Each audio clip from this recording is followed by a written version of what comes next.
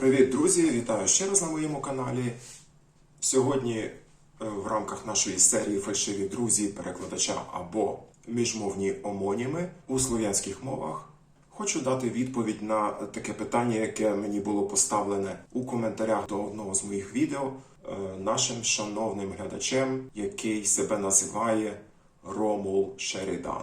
Питання полягало в тому, яким чином взагалі так відбувається, що у споріднених мовах можуть існувати слова, які схожі за написанням або схожі, наприклад, за звучанням, але мають різні значення. Як така ситуація взагалі могла виникнути? Що вам може сказати з цього приводу? Ніхто не скасовував природного розвитку мов.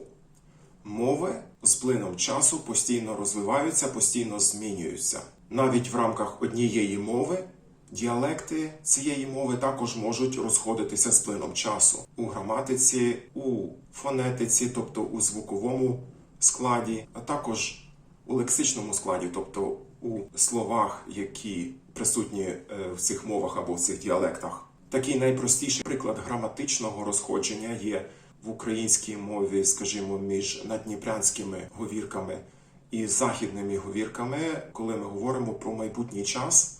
Так, на Наддніпрянщині ми скоріше скажемо «я буду ходити» у майбутньому. На Галичині ми скоріше скажемо «я буду ходив».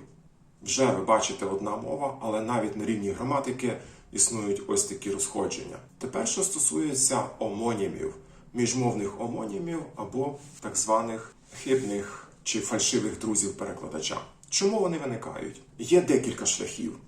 Перший шлях – це коли слово має спільного предка, тобто спільне слово, з якого потім розвинулися слова в інших похідних мовах.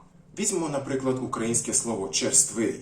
Як вам уже відомо з моїх попередніх відео, у словацькій мові слово «черствий» означає не «твердий», що ми розуміємо під словом «черствий», а навпаки «свіжий». «Черствий» – це «свіжий». Як таке могло виникнути? Справа в тому, що у мові, у давньослов'янській мові, не будемо зараз її конкретизувати, слово «черствий» означало «міцний», «твердий». І вже з цього значення пішло, так би мовити, роздвоєння значень. В українській мові це «твердий» стало означати «черствий» у сенсі, наприклад, «сухий хліб». А у словацькій і у чеській мовах це початкове значення «твердий» почало значити, навпаки, «міцний», «бадьорий» і, відповідно, «свіжий». І таким чином сталося, що «черствий хліб» у словацькій мові означає «свіжий хліб». Інший шлях – це коли споріднені мови, наприклад, запозичують з інших мов, а потім завдяки внутрішнім законам цих мов слова уподібнюються у звучанні, хоча насправді вони мають абсолютно різне походження і абсолютно різне значення. Сюди пасує такий приклад, як слово «башта». «Башта» в українській мові, ви всі знаєте, що воно означає «вежу». «Башта» було запозичено з чеської мови. Чеська мова, відповідно, запозичила ще раніше з італійського слова «бастія». І сюди ж, до речі, слово «бастіон». Тобто «башта» почало значити в українській мові «вежу». Натомість у сербській і хорватській мовах теж є слово «башта», яке означає «сад» або «город».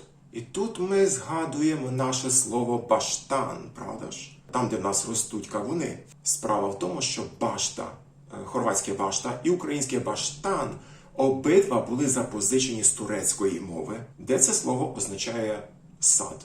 Тільки в хорватській мові кінцевий «н» відпав, залишилося «башта», а в нас кінцевий «н» зберігся і залишилося «баштан». Отже, ми маємо слово «башта», яке в українській мові означає «вежу», яке прийшло з італійської через чеську. І ми маємо слово «башта» у хорватській мові, яке прийшло з турецької мови, де воно означало «сад» або «город». Тобто ви бачите, що слова звучать однаково, пишеться навіть однаково, якщо ми беремо кирилицю, але значення абсолютно різне внаслідок процесу запозичення. Ось таке просте пояснення. Дивіться далі мою серію. Намагаюся знайти для вас цікавинки.